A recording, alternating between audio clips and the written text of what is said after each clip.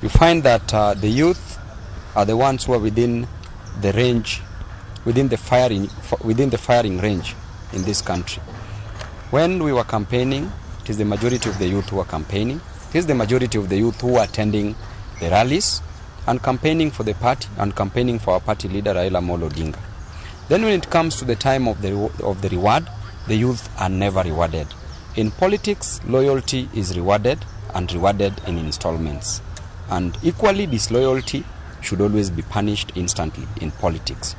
But loyalty should never be punished in politics, while disloyalty should never be rewarded in politics. Look at what happened during nominations. In Narok County and Kajiado County, the people who were nominated in those positions were people from other counties. In Kajiado County, someone came from Mandera and was given a position. Are you telling us that in Kajiado County we don't have any youth?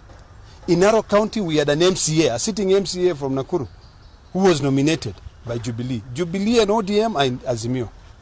If you look at even the people who are being proposed by Jubilee to be sent to the Parliamentary Service Commission are people who had been sentenced to 74 years in jail.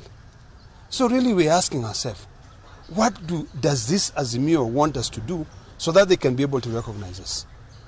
We have now decided that the time is now for us to speak to our party and beseech our party to be able to reconsider the decisions that they are making now, because those decisions will cost the party, the youth.